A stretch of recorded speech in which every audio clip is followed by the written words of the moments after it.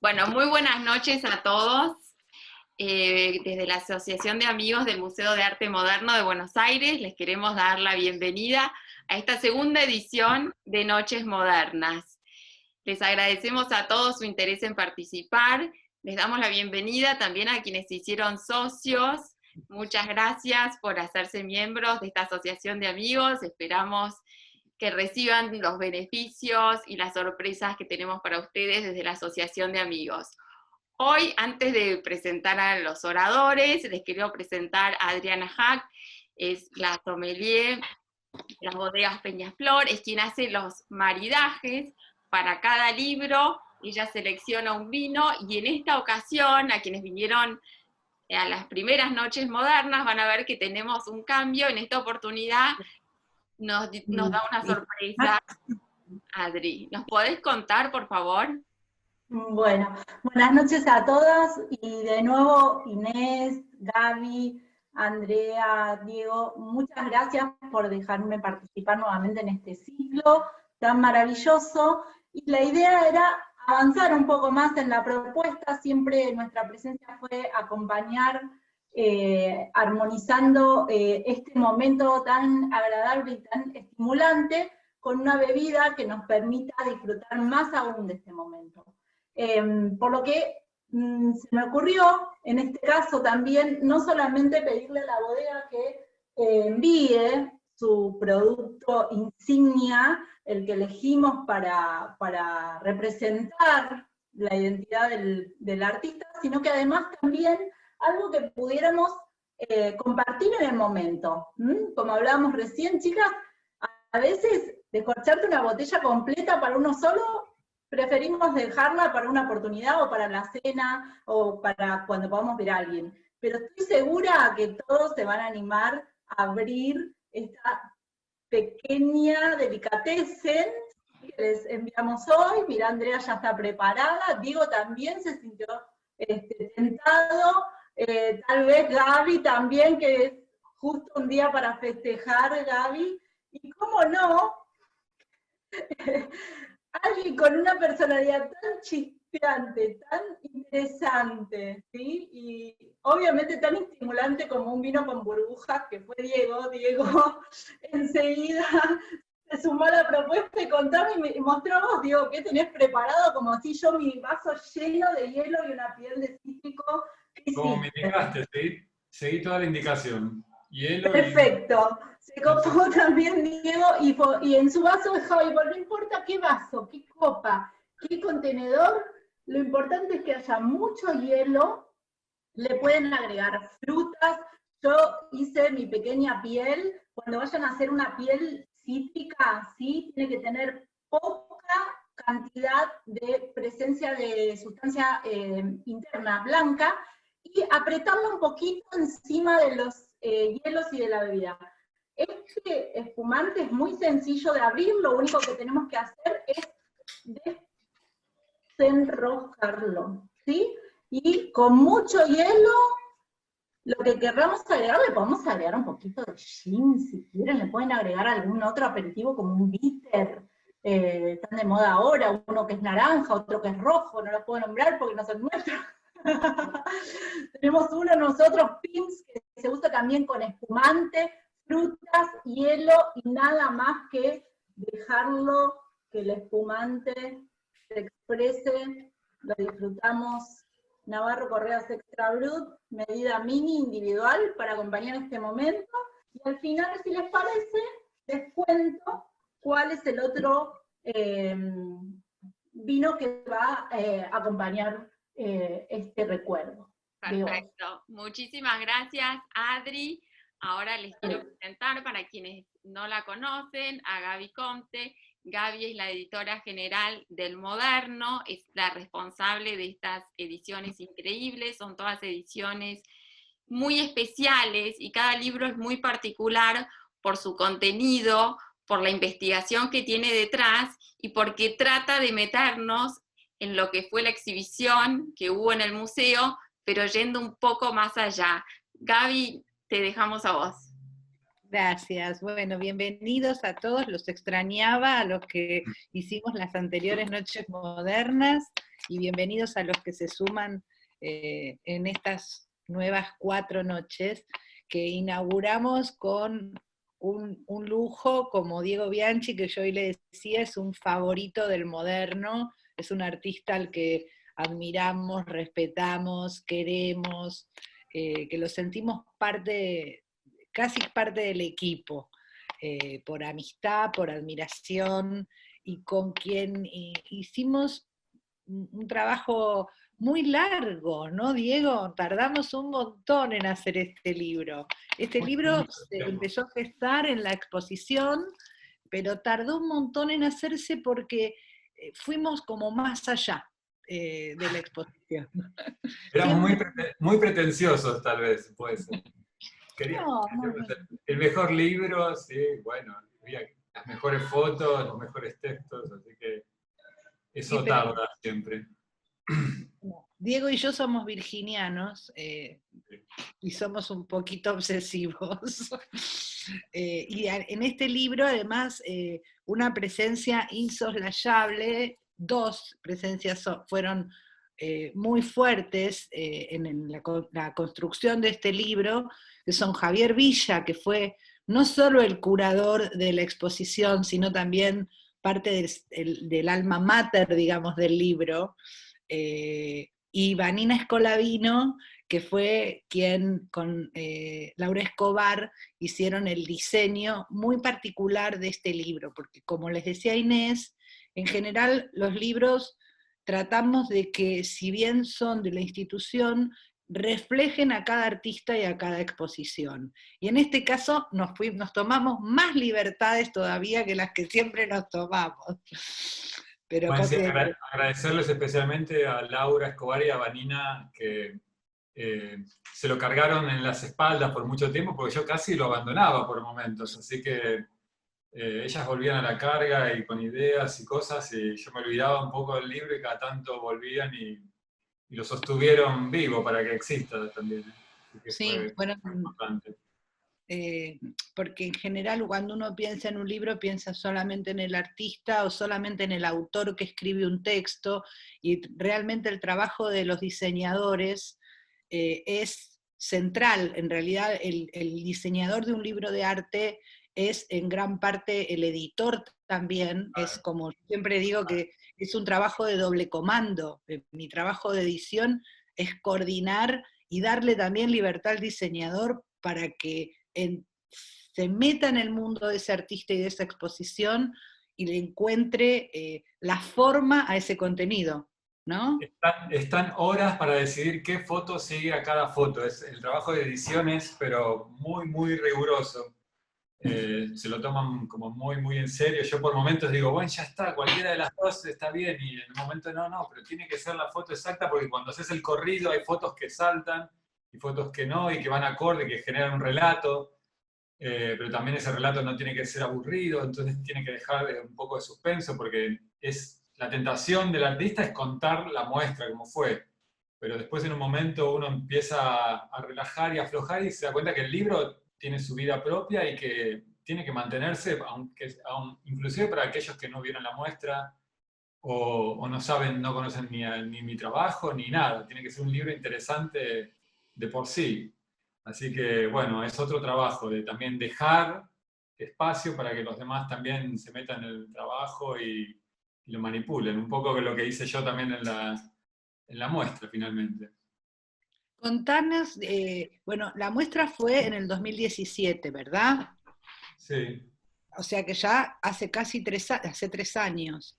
No sé si algunos, si aquí los asistentes fueron a la exposición, yo creo que algunos recuerdo haberlos visto en la inauguración y que hayan recorrido la exposición, otros tal vez no la vieron, pero está bueno que cuentes un poco esa exposición, que además fue una exposición de Diego que dialogaba con la colección de patrimonio del museo.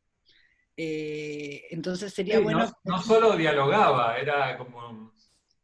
fagocitaba un poco la colección del museo. Utilizaba la colección del museo para generar un trabajo propio, donde, bueno, propio, mezclado también porque era de autoría anónima casi.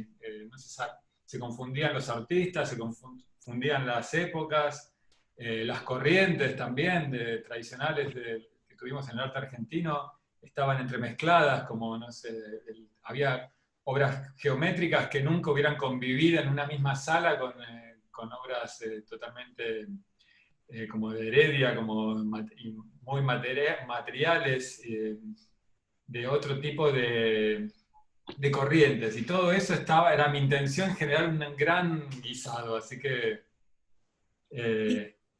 no Y era Diego, como solamente proponer un diálogo con el museo, sino como fagocitar eso y con ese mismo material generar una nueva situación, una nueva experiencia para las personas que inclusive conocían las obras. sí, Diego, las obras, sí. perdón, Gaby, Diego, ¿nos podrías contar ya desde el título de la muestra por qué elegiste ese título que también hace referencia a los redonditos de ricota, cambiando el título de la canción? Uy, el título fue dificilísimo. Circularon muchos títulos. Ya Javier y Victoria estaban todos involucrados, mensajitos todo el tiempo mandándonos títulos, este sí, este no. Era una negociación tremenda. Hasta que, no sé, cómo apareció este título en asociación con la canción esa que dice el, el infierno está encantador esta noche, dice en una parte de la canción, y es muy conocida. Y entonces cambié la palabra infierno por presente y quedaba el presente está encantador. ¿Y la canción Y, sigue, son por acaso ustedes hoy un público respetable?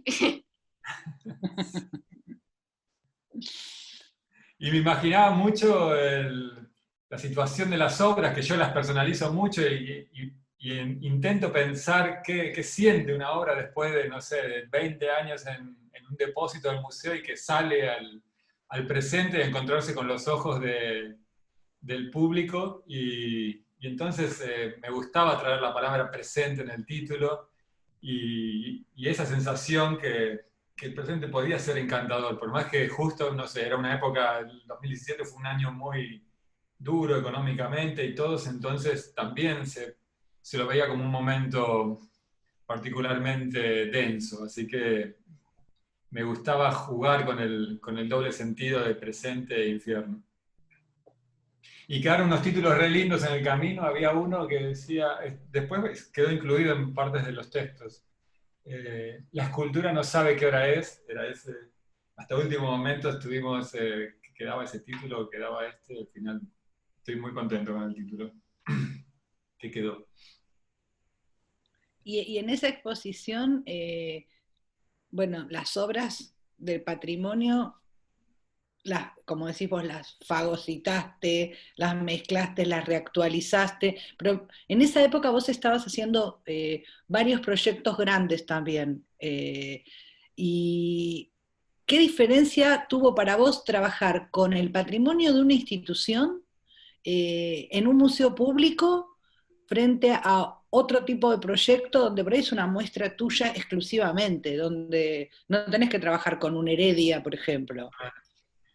Y había cierta responsabilidad. Cuando surgió la idea, que no me acuerdo si debe haber sido de Javier, de trabajar con el patrimonio, yo dije, ay, no, qué plomo, porque justo, no sé, cuando uno le da libertad, le invitan a un museo, bueno, quiere supuestamente explayarse con sus cosas, con las ideas que venís dando vuelta. Pero esta idea era tan ineludible y tan específica que enseguida decidí que tenía que afrontarla porque en mi trabajo siempre se estaba en la asociación de las personas que saben del arte argentino, decía, bueno, pero hay una tradición muy marcada de tus obras con estos artistas como Heredia, Iomi, y yo no la veía directamente, era más bien una alusión que hacían los demás, y entonces esta vez era la oportunidad de estar frente a frente y romper ese tabú, tocar esas obras, estar mano a mano con esos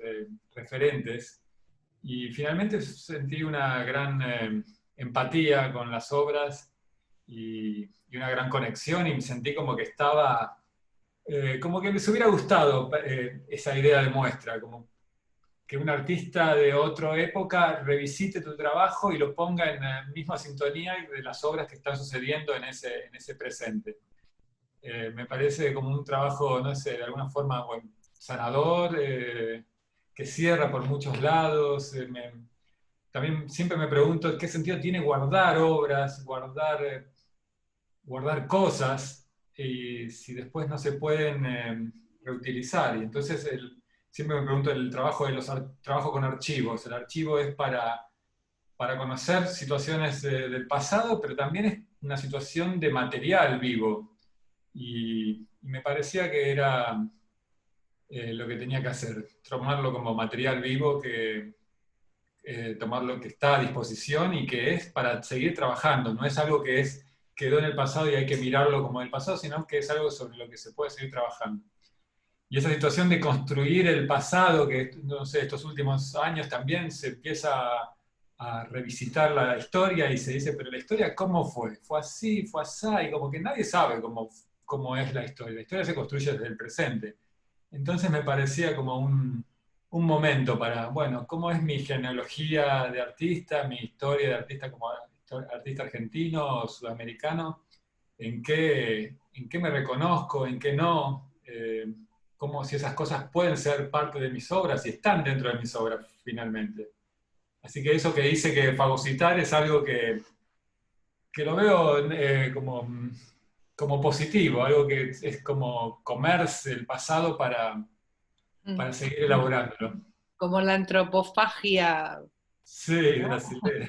brasilera. Sí, total. Bien. Escúchame, y contemos, ¿y cómo fue, contarles a todos, porque yo lo sé más o menos, pero seguramente algunos no, cómo fue el trabajo con el equipo de patrimonio del museo, que después terminó participando y actuando en la presentación del libro? Porque Diego los consideraba tan importantes, los consideró actores de la exposición, por lo tanto se convirtieron en actores en una perfo que hicieron para la presentación del libro. Así que contales un poquito. Un trabajo muy, muy lindo y exhaustivo con Elena Raspó, que ella me hizo como de puente y también me ayudó a que la gente de patrimonio me quisiera, me parece. Porque todo el tiempo estaba el fantasma de patrimonio, hay que tener cuidado porque no sé qué, porque no sé cuánto, porque cuidan mucho las cosas, que es el trabajo que tienen que hacer, ¿no?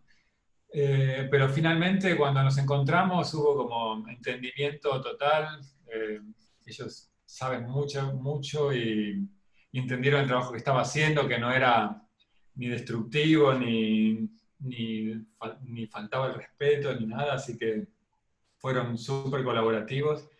Y hubo momentos muy, muy lindos que los recuerdo, porque la construcción de la instalación tuvo varias etapas. Había que primero terminar todo para que no hubiera polvo, y había una puerta que giraba todo alrededor de la sala, entonces las obras no iban a poder hacer todo ese recorrido, entonces había que entrarlas por una puerta principal y después hacer una pared más, entonces las obras quedaban encerradas.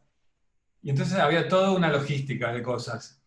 Y yo preparé todo lo que pude, lo más avanzado posible, hasta que las obras llegaban al lugar. Las obras venían desde el sótano y llegaban a la sala, que era el segundo piso. Y ese momento fue muy, muy especial porque venía la gente del patrimonio con toda su ceremonia de protocolos y con guantes, y como ahora parecen muy comunes lo de los guantes y los barbijos, pero bueno, ellos ya los tenían, sus mamelucos, y tratando las obras con mucha parsimonia y como si fueran realmente objetos a valorar y casi sagrados, y los transportaban de esa forma y entraban en la sala. Esa entrada fue como una entrada triunfal, parecía la entrada de una procesión casi muy religiosa, la situación que se generaba. Y realmente las cosas volvían a tener el aura que yo esperaba que tuvieran, porque cuando las veía en el depósito envueltas en cosas y un poco con etiquetas y un poco empolvadas, perdían un poco esa vitalidad. Y cuando volvieron a entrar a la sala y ya estaban algunas cosas armadas como espejos y otras obras mías que estaban en el lugar, todas las obras volvieron a revitalizarse y se generó una situación hermosa, y ya de ahí me sentí como en total confianza. Fueron días... Contanos a todos qué pasaba, o sea, recién hablaste de la construcción de la sala. Alrededor de la sala había todo un pasillo, ¿verdad? Sí, había no solo un pasillo, sino que además la sala tenía una extensión, que serían unos 20 metros, que era un pasillo exagerado, porque había un pasillo que rodeaba toda la periferia de la sala, y a su vez unos 20 metros agregados que invadían el hall del museo. Y todo el recorrido estaba poblado de algunas dificultades. Yo pensé ponerle escaleras, escaleras que subían y bajaban, un poco absurdas. Estas escaleras, bueno, si conocen el museo verán la cantidad de escaleras que hay, y me gustaba citarlo y jugar a esa situación como medio de Escher, esa situación de escaleras que conducen a ningún lado. Y entonces también las situé en ese pasillo que rodea. Y además tenía un sistema de luces y una parte que el techo se venía como encima de la cabeza, y había unas puertas que había que abrir y cerrar, que tenían espejos, y sin que uno supiera al pasar estaban generando una situación dentro de la exhibición, porque esas puertas eran vidriadas y entraban como cuchillos en la sala principal. ¿Y qué más? Y había una sala residual que había quedado de la muestra pasada, que fue la de Picasso, una sala semicircular que quedó como un resto, y entonces la utilicé para una sala específica, escondida. ¿Y qué más? Había un colchón sobre el que había que atravesar, y había unas ventanas semi-opacadas con posiciones de basura. Bueno, había un montón de cosas en el pasillo. Ya cuando llegaba a la muestra, tenía una sensación que el público me dice, porque yo ya lo conocía de memoria, pero tenía una sensación rara de que se habían perdido dentro del museo, de que estaban en el lugar incorrecto, sentían cierto temor también, vergüenza, porque dice, esto que está raro, me estoy metiendo con un lugar raro, que me tengo que agachar, subir, bajar, cerrar puertas, ¿qué está pasando? Así Y que eso lo buscaron adrede con Javier y con Iván. Sí, es una situación que a mí me interesa generar en general en las muestras. Es como un tipo de pacto con el espectador en el que tenga que dar algo para entrar, que no sea totalmente gratuita la situación. Gratuita no solo en el dinero, sino que es algo que le pida un tipo de compromiso físico, Bueno, imagínense lo difícil que emocional. era, claro, lo difícil que era pensar en cómo hacer para que ese espíritu, el espíritu de esa idea, terminara reflejado en el objeto libro, porque había que buscar que eso también estuviera en el libro que acompañaba esa exposición. Y ahí tuvieron una idea genial, creo que fue Vanina, ¿verdad? Sí, entre ellas, charlando, entre todos, sí, estuvo. Que fue ¿Cómo armar hacer para reflejar esa idea? la tapa esta que se despliega. En realidad, si ustedes la miran y recuerdan la exposición, es ese pasillo. Son las fotos de ese pasillo. Que también hay que mirarlo con cuidado, está de un lado, del otro, tiene como un recorrido. Adentro, afuera. Que a su vez las fotos no son tan espectaculares como las de adentro, porque es un pasillo finalmente, medio agobiante.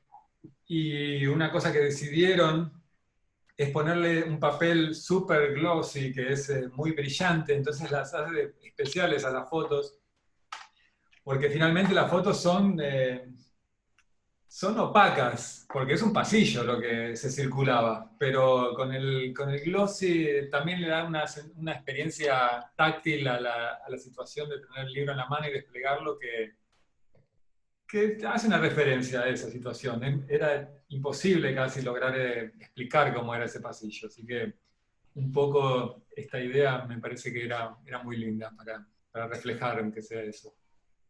Y en el texto del texto de Javier Villa, del curador, también hay otro juego que refleja un poco esa Adentro y búsqueda afuera.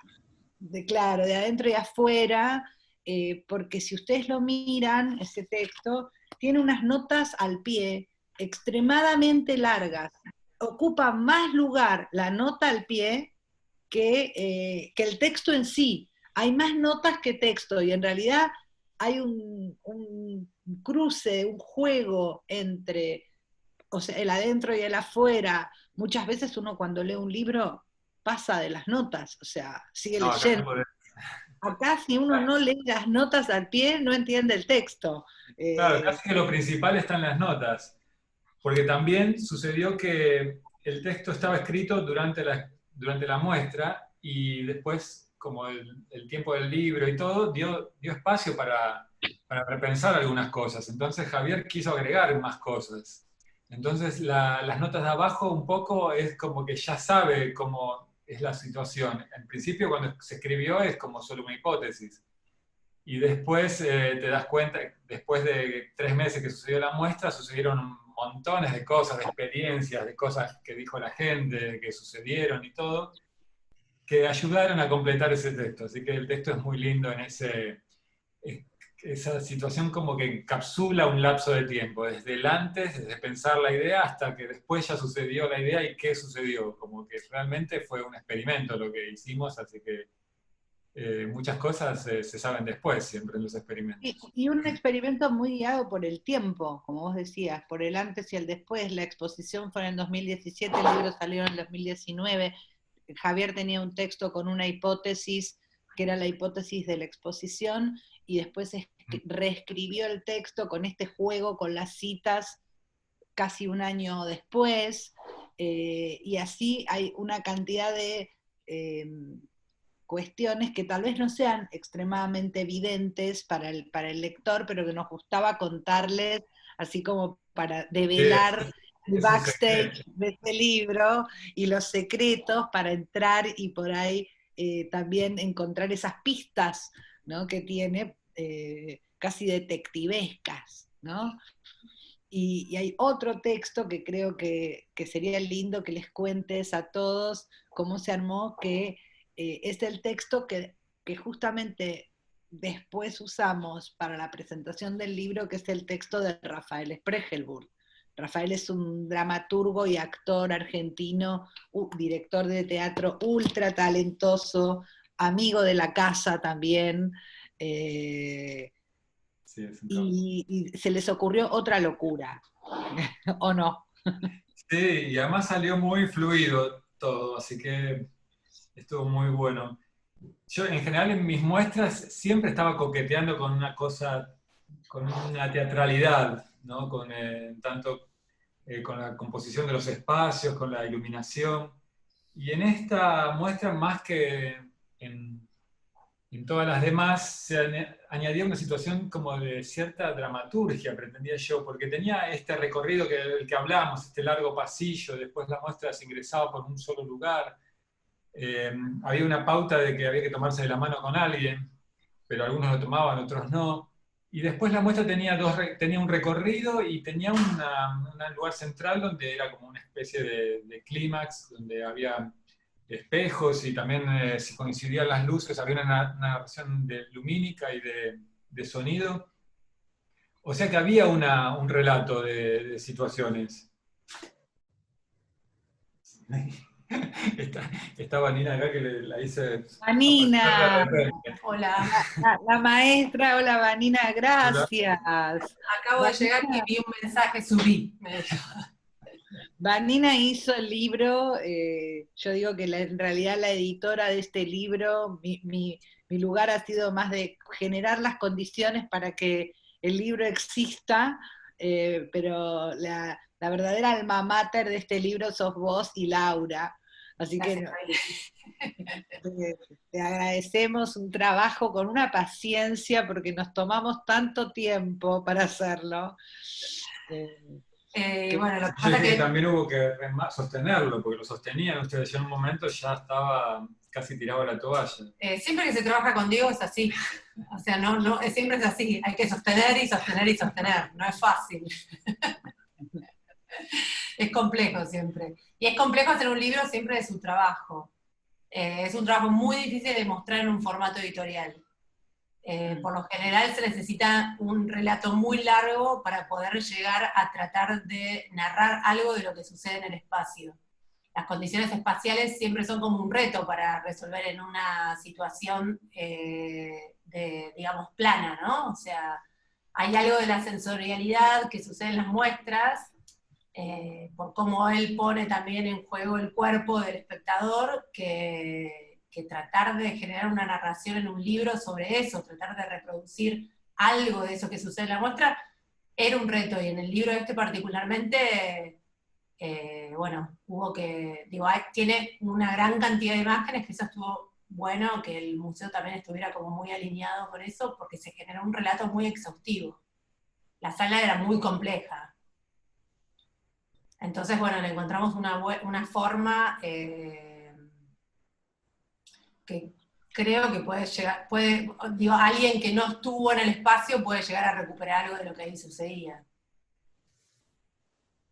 Contarles un poco a todos para que, ahora todos tienen el libro, la mayoría lo tiene físico para poder recorrerlo, algunos otros tienen, aunque sea un PDF, para poder verlo, pero la estructura que pensaste me parece súper interesante porque si bien se ve la sala, también esa vida que tomaron las obras de patrimonio, que volvieron a vivir en el diálogo y en la...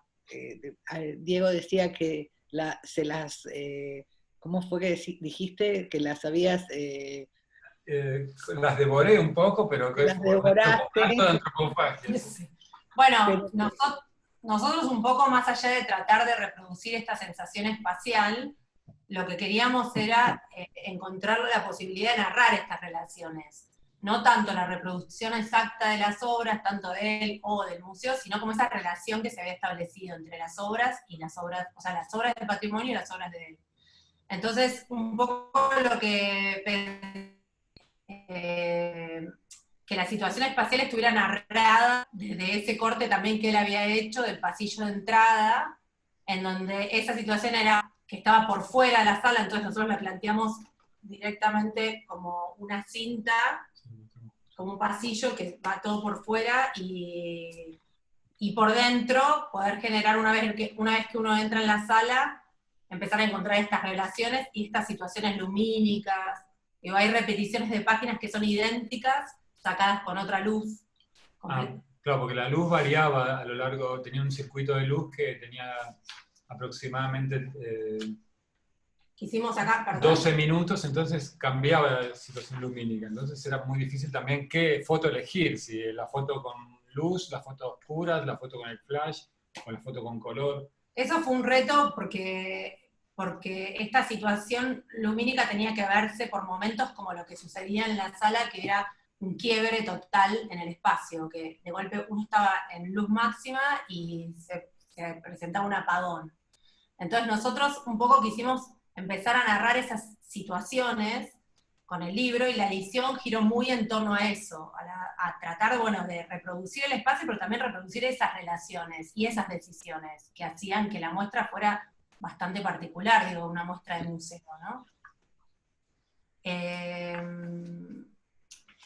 más le podemos contar? No, y lo de atrás decía y bueno, un poco al principio este juego de que se narraran las relaciones y no tanto las esculturas en sí mismo, había sido una decisión para todo lo que era el grueso del libro, ¿no? Como la parte de la muestra.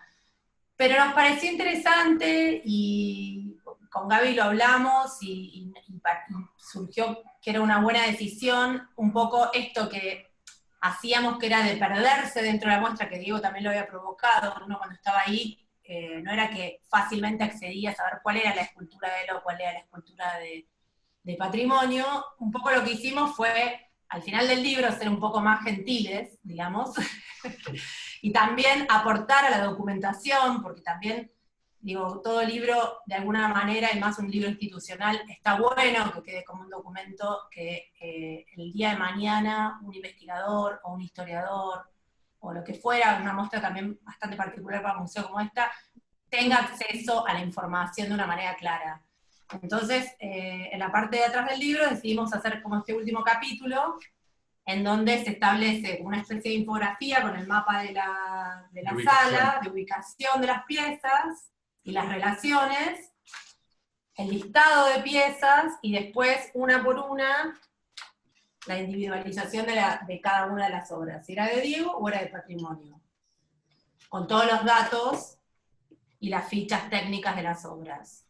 Este último capítulo es un capítulo como, digamos, como más de documentación, que nos parecía que al final era necesario, o sea, que el libro le tenía que hacer también justicia a eso, ¿no? Y también había sido una preocupación del museo cuando había estado cuando había existido la muestra, o sea, que también uno pudiera tener un acceso a esa información. De hecho, habían hecho una ficha, ¿te acordás, Gaby? Sí, totalmente. Se identificaron con un número primero y un planito. Que al principio no es la intención de Javier y mía era, no lo hagamos directamente, que sea anónima, que todas las obras se confundan. Y ante la insistencia de Victoria, le pusimos un número y una identificación, y después resultó que eso estuvo bien interesante que sucediera así, estuvo bueno. La gente le gustaba mucho identificar las obras y seguir, y primero prenderse en la situación general de mezcla, y después identificar las obras y saber quiénes eran los artistas de cada obra. ¿De los textos ya hablaron? Yo ya que llegué tarde. Estábamos justo por empezar, nos iba a contar el texto de Rafael. Porque los textos también son particulares, son interesantes. Sí, bueno, estaba contando eso, la situación, siempre que estaba coqueteando con una situación teatral, en este caso se daba como completamente más directamente, porque se generaba una dramaturgia del recorrido ya del espacio. Primero con la entrada esta larga del pasillo, después la sala no es que se accedía por cualquier lado, sino que se generaba un circuito y se generaba un clímax dentro de la muestra. Y entonces lo invité a Rafael, porque él siempre reflexiona en sus obras sobre el arte contemporáneo, sobre el arte en general, sobre las definiciones de arte, y a que vea la muestra primero. Porque de alguna forma necesitaba algún tipo de guión, esto que se estaba generando. Y me pareció buena idea, siempre me gustan los textos en formato como guión, me pareció que él podía darle una vuelta a eso, y entonces nos encontramos una vez para conversar. Fue un encuentro muy, muy, muy raro, muy bueno, porque hablamos muchísimo, de la primera vez que hablábamos directamente, pero hablamos en confianza y nos contamos muchísimas cosas sobre qué pasaba en la muestra, cómo trabajaba yo, cómo trabajaba él, diferentes situaciones que él dijo, bueno, hagámoslo en formato así guión, hablado. Y yo confié en que él lo hiciera, y después entrecruzamos algunos mails medios tramposos donde me hacía alguna pregunta que yo nos contestaba verdaderamente, y después quedaba en el medio del texto. Fue como una ida y vuelta muy, muy raro, pero me ayudó mucho como para desplazar, para que mi voz esté presente y para a su vez esté desplazada. No soy yo el que la hice, sino es un personaje, y es un personaje inventado por otro, pero a su vez reconozco las cosas que dice como si fueran propias, así que me gusta mucho ese texto del libro. Bueno, y como verán, los títulos apuntan esto que hablábamos, porque el título del texto y al humor, que creo que era algo también muy presente en la exposición. El parque de diversiones en el sitio más improbable del mundo, o la diversión del mundo en el parque más improbable del sitio. Ese era el título del texto de Rafael, que obviamente ya desde su título marca muchas cosas, entre otras, el tema del humor. Sí, y cierto cinismo que también tiene siempre Rafael, que me gusta, que lo destila acá en el texto, así que está bueno.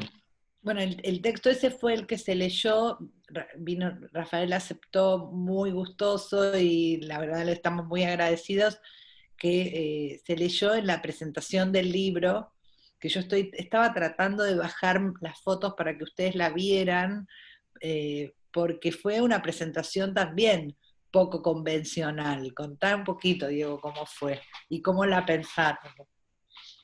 Con Javier, Bueno, básicamente. no, siempre las presentaciones de libros son un poco, así para mí, un poco tediosas, entonces busqué la vuelta a ver si algo del libro podía tener una situación performática, y justo esto era un screenplay, ¿no? Se llama, un guión de teatro, y entonces me pareció que lo podíamos directamente pasar directamente al lado del teatro. Y cuando me junté con Rafael para ver si era posible, lo leímos y lo probamos y dijimos, bueno, pero esto es larguísimo, no vamos a estudiar esto, y leído me parecía una buena situación porque estamos presentando un libro, así que hicimos esa idea. Alguien me reemplazaba a mí, que es Beto Romero, que leía mi parte y estuvo muy bien porque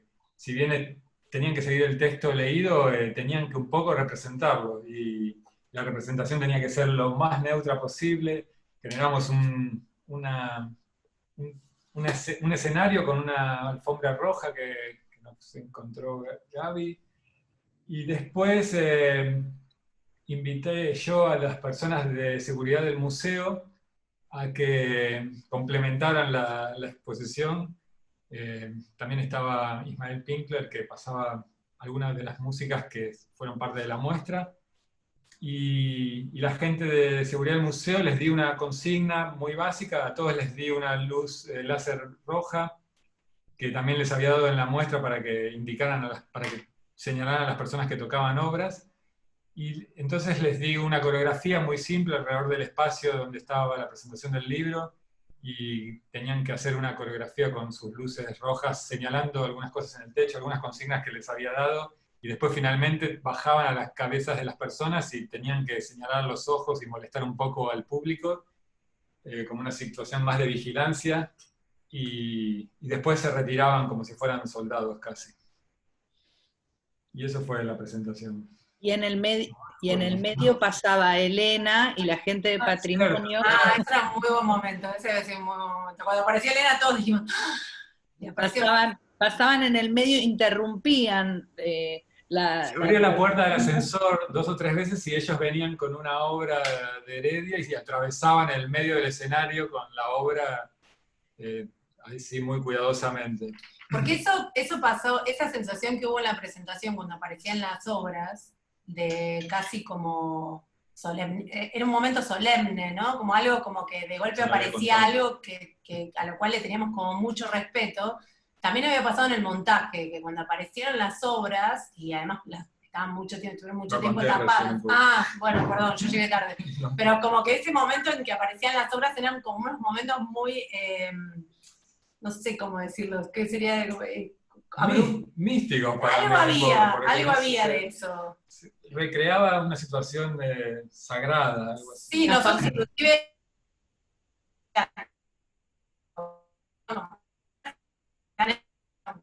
vueltas, no está. Un aura fuerte. Una aura muy fuerte. Uno las ve normalmente. Era muy diferente cuando uno ve una sala de museo en el momento en el que el museo está abierto, a cuando el museo pasa a estar cerrado y la sala no hay nadie y están las obras. Entonces en el montaje pasaba un poco eso, que cuando quedaban de golpe, no sé, obras del museo en el medio del montaje a las 11 de la noche, 12 de la noche, había como un aura todo alrededor, ¿no? Mildred Barton ahí, uno miraba el cuadro y era como, bueno, y encima Él estaba manipulando todo el entorno de las obras, entonces todo el tiempo decíamos que íbamos a tener una maldición, que iba a ser como... No, pero todos me ayudaron, todos los espíritus me ayudaron. Había algo medio... Acá hay una pregunta de Diego que pregunta cómo fue el pensamiento para el desarrollo de la muestra, intervenir el museo o la unión entre Diego y cada artista. Un maridaje, para venir un poco al tema del vino, ¿no? Entre Polecelo y Diego, Jiménez y Diego, ¿cómo pensaste elegir de las muchísimas obras que tiene? Porque yo no sé si ustedes saben que realmente, si yo no me equivoco, y espero que Victoria, si ve esto grabado después no me rete, pero creo que es el museo, el segundo museo en el país que tiene mayor patrimonio de artistas argentinos, el Museo de Arte Moderno de Buenos Aires. Entonces, elegir en eso es como elegir en un mar. ¿Cómo hicieron para elegir qué y cómo? Bueno, primero hubo una selección que hicieron Javier y Elena, que me la enviaron, y ellas, no sé qué criterios tuvieron. Bueno, tuvieron algunos criterios por similitud de material, intereses. por intereses, y después hubo muchas cosas que me sorprendieron. Y que también tomé después, porque había un montón de obras geométricas que a mí no se me hubiera ocurrido verlas o seleccionarlas especialmente, pero cuando entraron en esa catalogación, empecé a encontrarles interés y dije, sí, esa parte me interesa mucho realmente. Si bien la gente piensa que yo soy súper matérico, Informalista. sí, me interesa toda la tradición geométrica argentina muchísimo. Me encanta, así que fueron esos hallazgos y ahí dijimos, bueno, cuando vi que ellos me habían mandado esa selección, la ampliamos un poco más viendo el museo, encontrando las obras, y por mí elegía todas casi. En un momento ya me parecía Era que como no estar en tenía una juguetería, un niño en Sí. una juguetería. Y Bueno, escuchame. te eligió bastantes. Y no solo no sé, por afinidad, porque algunas cosas realmente cuando las veía o en catálogos y en otras cosas me parecían, podían ser obras buenas o no, pero yo no sentía real empatía. Pero me sentí como una responsabilidad de tener que trabajar con ellas y después sí sucedió esa situación, pero no eran obras que especialmente yo hubiera elegido, así que estuvo bien en la mirada de otro que sugiere para ver qué te pasa con esta obra, qué sucede. Y después el plan de trabajo específico no estaba delimitado, había mucha cosa para, como a mí me gusta, también generar la plataforma en la que adentro me pueda mover un poco libremente y tenga la posibilidad de improvisar. Y confío que esa situación sucede, es fructífera porque no sé, estoy como muy conectado con la situación que está sucediendo y con las problemáticas que surgen, que trae cada obra y cada situación, entonces es una especie de trabajo en tiempo presente, como Bueno, el tenía presente está encantador. sí, puede ser. Como tenía un tiempo largo de montaje y de convivencia con esas obras y confiaba en que las ideas y las cosas se iban a empezar a suceder cuando tuviera las cosas frente a mí. Así que bastante de las cosas sucedieron de esa forma.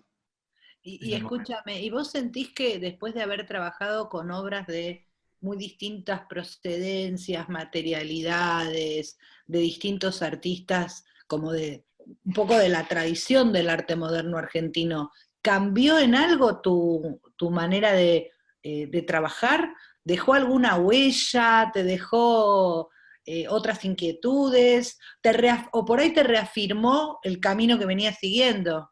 No sé. A ver, sí puede ser, ¿eh? Sí, hubo cambios, sin duda.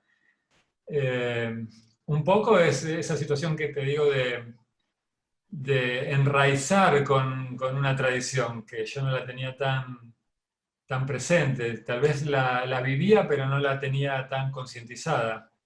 Y me sentí, sí, en una línea de trabajo y de ideas y de pensamientos que no empieza ahora, sino que tiene un largo camino. Y eso sí, me dio bastante seguridad, la verdad, y me sentí mucho más confiado también. El haber amigado ese pasado, me parece, de alguna forma. ¿Y es distinto para vos pensar una muestra en una galería o una muestra tuya solo que esta locura que se nos ocurrió invitarte a hacer en el museo? Sí, todas las situaciones son siempre trato de particularizar las situaciones, que tengan algo que haga que sean irrepetibles y que sean originales, ¿no? Y me parece que eso tiene que ver con acertar en la especificidad de la situación. Y en este caso, trabajar con el patrimonio era como una idea perfecta, no podía, por eso después de haber escuchado esta idea, no podía ya rechazarla, era como la idea que me daba que todo lo que sucediera ahí iba a ser especial y que iba a ser único porque no hay otro patrimonio en otro lugar que se repita de esa forma y que tenga esa conexión conmigo. Después después de algunos años surgieron algunas invitaciones para hacer un trabajo similar o parecido en otras instituciones y me resulta un poco más abstracto y más difícil encarar esos trabajos que con estas obras con las que siento que como si fueran mías, la verdad. Hola, ¿te puedo hacer una Hola, pregunta? hola Copito, ¿cómo estás? ¿Cómo está? Qué alegría verlo, qué alegría verla Inés, Gaby, nuestra sommelier de lujo, Chantal, ¿cómo van todos? Pero me he estado acordando tanto de esa muestra que hiciste, que presentaste tu obra en una muestra colectiva en la Maison Argentine, en la Maison Rouge de París. Sí, Había un inmenso pasillo también. El sí, despliegue era muy emparentado, muy similar, porque era un inmenso pasillo, pero en vez de ser un inmenso pasillo del mundo del arte, era un inmenso pasillo del submundo, sí. de un submundo atroz, ¿no? Atroz, digamos. La muestra era el arte argentino contemporáneo y Bianchi era el submundo atroz se llamaba Mi Buenos Aires, la exposición. ¿Fue antes o después de No, la... fue antes. Mira, estuvo bien, no la había relacionado esa muestra. Sí, esa sala es una sala gigante y estaban todos invitados artistas argentinos y yo cuando fui a ver la sala vi que había toda una pared, todo un espacio circundante alrededor de la sala, porque la sala era muy vieja, Sí, entonces construyeron toda una falsa pared, todo en todas las galerías, y quedaba todo un espacio residual. Entonces yo pregunté, ¿pero podría trabajar ahí atrás, en ese espacio, que tenía todo como si fuera 80 centímetros, pero todo alrededor de la sala? Y me dijeron que sí, entonces toda mi intervención fue en ese espacio y el público veía a través de agujeros en las paredes. Ventanitas que había hecho, eran algunas rebatibles, otras eran agujeros. claro, no se podía recorrer, No, no pero se puede recorrer. Pero era un mundo atroz, ¿no? Uno podía imaginar lo peor de eso. La verdad que era muy impresionante tener una muestra convencional rodeada por ese submundo de Bianchi exclusivamente. Y porque siempre me gusta ese juego que las salas de arte son perfectas, inmaculadas. Esa era una sala inmaculadísima, divina, y Sí. ese espacio circundante es la pared real, casi de ladrillo, con salpicret, con caños, con toda la iluminación, Sí. polvo que quedan ahí, es un lugar de servicios casi, Y, para todas las salas. Entonces me gustaba habitar ese lugar y ya cualquier obra que instalé en ese espacio ya se cargaba de todo el ambiente. claro, Porque daba la dimensión de que hay un lado B de todas las cosas y eso le aportaba mucho. Exacto. la entera también. Por desgracia cerró la Maison Rouge. Y, Sí, claro. sí, una lástima, porque fue de mucho aporte para el arte contemporáneo de la edad de tu generación, porque la verdad habían seleccionado un grupo estupendo, enorme y estupendo, ¿no? Y la Argentina se lució. Sí, sí, era una súper muestra. Trabajaron años también para hacerla. Venían varias veces las curadoras. Estuvieron muy, muy involucradas. Ahora que recuerdo, tu muestra más ruidosa fue la que llevaste a la galería de Alberto, uno de los senegaleses que vendían relojes por la calle Florida, y esa era la performance. No tengo el reloj todavía, compré un reloj ahí. Muy bien, me encanta. Eso sí es una obra de arte. Sí. Tiene que ir al museo. Sí, eso fue en el 2013, sí. Estado de spam se llamaba la muestra. ¿Cómo se llamaba? Estado de spam. Sufrí Ah. bastante con esa muestra, con todo lo que pasó, pero estuvo bien. Sí, fue muy ruidosa esa muestra. Sí, sí, se generó una controversia. También fue muy interesante en la muestra del moderno poder ver esas obras de la colección contextualizadas de una manera Bianchi. Era como un diálogo muy genial, como también la contracara del diálogo, ¿no es cierto?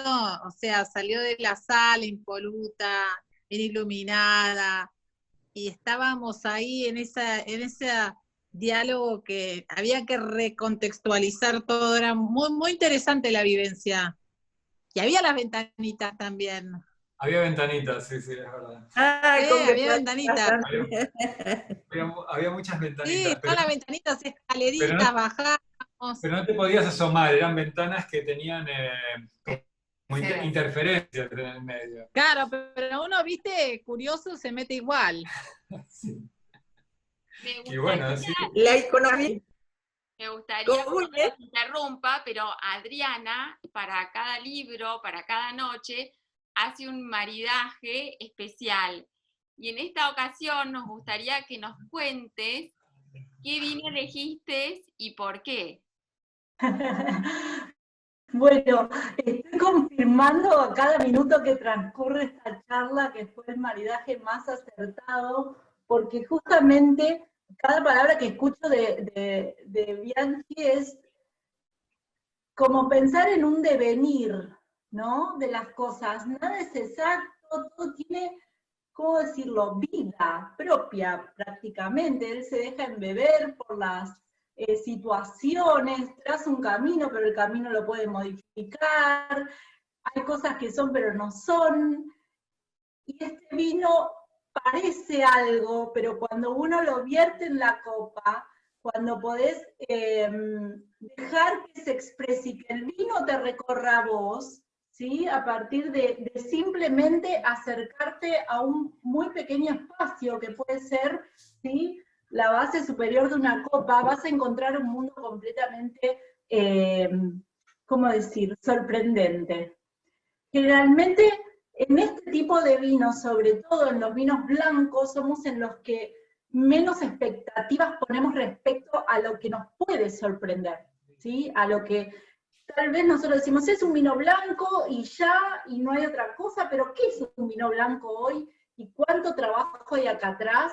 ¿Y cómo este vino, una vez que se vierte en un contenedor distinto, hoy en día puede ser en una copa o en otra, va a expresar una situación diferente, y por sobre todas las cosas yo creo que les va a cambiar la manera de abordar un vino blanco, de permitirnos nuevamente recorrer espacios que parecían ya recorridos y nos pueden seguir sorprendiendo, y viendo la personalidad de Diego, realmente creo que mucho de este vino va a transmitir esa misma chispa, ese estímulo. Escuchar a Diego es estimulante, te abre, por cierto, mucho la cabeza respecto a las sensaciones y a lo que uno puede percibir del mundo sensorial que te rodea. o esto de querer ver las cosas de una manera y tener que hacerlas de otra. Realmente creo que se puede trasladar a lo que uno va a encontrar cuando sirva dentro de su copa este vino, que les puedo asegurar los va a sorprender. Es un vino contundente, con mucho contenido, con mucha evolución a lo largo de los minutos, y sobre todo les va a dejar la boca por demás de satisfecha, que creo que es como me siento después de haber escuchado tan grata charla.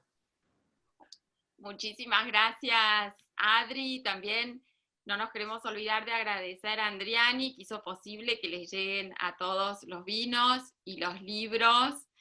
Y bueno, te dejo, Gaby, para que sigas vos contándonos, pero también quería presentarles a algunos miembros de la comisión directiva que están acá y trabajaron muchísimo en las noches modernas: Diego Mojadev, Andrea Arditi y Flor Binder, que son de la comisión directiva y de la comisión Noches.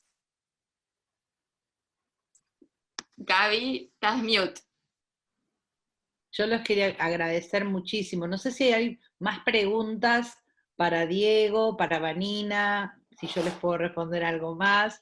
Creo que es un libro para meterse en él y disfrutar, bueno, ese recorrido que en cada una de las fotos, como recién contaba Vanina, van a encontrar un relato propio, más allá del de la exposición, y los textos que son el de Florencia Coalina, es una joya, el de Claudio Iglesias, otra joya. No sé, Diego, si querés comentar algo de esos otros dos. El de Flor hace como trae cosas, a ver cómo lo puedo decir, como que es un texto que tiene la función también de enraizar el trabajo, de conectar cómo ese trabajo entra en una tradición, y lo conecta de una forma muy, muy original, porque no va a las situaciones obvias de alusiones y referencias como muy, muy claves, sino que lo conecta en otra clave. Me parece que está muy, muy bueno. Y el de Claudio fue un texto que no estaba escrito específicamente para el libro, sino que yo lo vi publicado en una revista Terremoto online, y se lo pedí porque conecta dentro de mi trabajo desde el principio el cambio de foco en los objetos con los que trabajo. Entonces Claudio ahí hace el pasaje de un artista que empieza trabajando con basura hasta que termina trabajando con obras de arte, y hace ese paralelo, y me pareció muy, muy interesante también. Así que por eso me encantó que estuviera en el libro. Y el ensayo de Javier también el ensayo de Javier te pone un poco en el proceso de la muestra, y es interesante también que casi que es un libro donde las notas, un texto donde las notas son más largas que... Ah, bueno, yo llegué, perdón a todos, yo llegué tarde y vengo con las noticias tarde. Pero bueno, decilo. Que fue un reto un poco eso, porque era cómo hacer legible ese texto en donde las notas quizás eran el texto. Que sí, nos volvimos locas, Vanina, acordate, para armar ese texto fue volverse loco, porque tenía que calzar la nota al pie con respecto de dónde venía y que no se pasara y que se y las notas eran más grandes que el texto. Las notas eran más largas que el texto. Y también fue un desafío para la traducción este libro, sí. Porque el libro es bilingüe, y la verdad que yo quiero, bueno, volver a destacar que el equipo del museo es bastante amplio, y en este caso, bueno, contamos con la colaboración de Martín Lojo, que estuvo la vez pasada en la noche que dedicamos a Mildred Barton, pero Julia Benseñor, que es nuestra correctora y que es invalorable el trabajo que hace, y también, en este caso la traducción al inglés la hizo Kit Maud.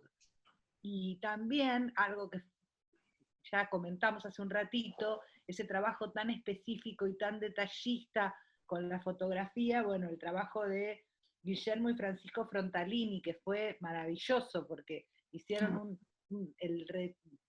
cuando uno dice que alguien hace retoque fotográfico, no es que algo estaba mal, sino que le dan brillo, le dan luz a lo que ya existía, es como como poner refrescar la mirada que ya el fotógrafo había hecho. Y bueno, la verdad que fue un equipazo, que trabajamos muchas personas, bueno, Laura Escobar, a quien ya mencionamos, que hizo un trabajo increíble, o sea que nos llevó 2 años hacerlo, pero creo que valió la pena, ¿no? Sí, por supuesto, muchísimas Espero que ustedes lo gracias, Gaby. disfruten.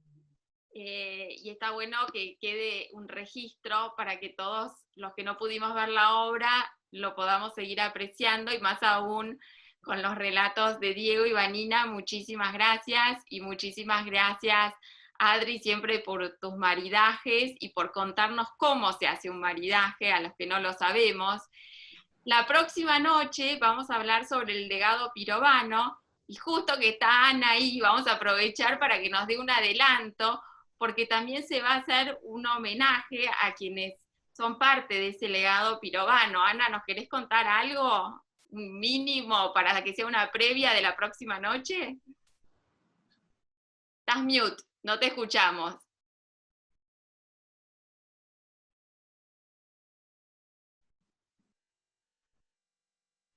Ahí está. ¿Está? Sí, ahora sí. Sí. No sabía que era esa misma noche, pero qué alegría. Legado pirovano, pero como va a hablar Sí. Marita García, pero también le vamos a pedir a los herederos de Vidal y McIntyre, que ya les pedimos, Claro. que nos van a contar sus anécdotas con Pirovano, que es un personaje tan fascinante para la historia del arte argentino y en especial para el Museo de Arte Moderno. Increíble, digamos, poder en este momento y en este presente, como dice Diego, que hay que trabajar con el presente, increíble que tengamos una herencia tan sofisticada y especial y maravillosa como la de Pirovano, ¿no? Qué personaje es él y todo el arte que reunió a su alrededor y todos sus amigos y el gusto y la idea de fundar el museo. Pues, es apasionante la herencia que ha dejado. La verdad que va a ser un lujo, y además la idea de escuchar a Marita también es atrapante, porque es una investigadora a la que no se le pasa ningún detalle y que también cuenta con anécdotas y con cuestiones que hacen a este amor que sentimos todos por el arte, que hace que seamos y que nos sintamos todos un poco una familia, ¿no? Sí, sí, muchas gracias, Ana, muchas gracias. Por favor, gracias a ustedes. Hay 2 preguntas. Diego, pero Diego, la puedes hacer a viva voz. La hago viva voz. Diego, pensé que me hablaban a mí, que me están llamando otra vez. Quería preguntarle un poco a Diego cómo cree que está viviendo el mundo artístico este momento tan particular, este presente, hablando de sus palabras, que nos tocó vivir, nos está tocando vivir, así de pandemia y cuarentena, y cómo lo está viviendo él en particular. Difícil. Va cambiando la opinión a medida que van pasando los días. Hubo momentos muy positivos, me pareció, para repensar muchas cosas, para organizar, para ver qué es lo importante. Yo creo que está todo el mundo muy, muy activo, aunque sea de una forma mental, no sé si en la acción, pero por lo menos veo que hay un tipo de reflexión sucediendo globalmente. No sé en qué impactará, pero me parece que los artistas y toda la gente en general está como pensando más que lo habitual sobre el momento que está viviendo. Entonces me parece que eso es algo positivo. Bueno, muchísimas gracias a todos por participar de esta primera noche y los esperamos el viernes que viene a las 7 de la tarde para el legado pirobano. Muchísimas gracias y buenas noches. Un brindis porque ayer fue el cumpleaños de Gaby Conte. Gaby, feliz cumpleaños. ¡Feliz cumpleaños, Gaby! ¡Feliz cumpleaños! Ahí está. Muchas copas, anímense a acompañar este momento. Nos vemos el viernes. Un gusto. Gracias. Una alegría volver a estar todos juntos acá. Así es. Muchas gracias. Salud. Salud. Salud. Sí, en todo sentido.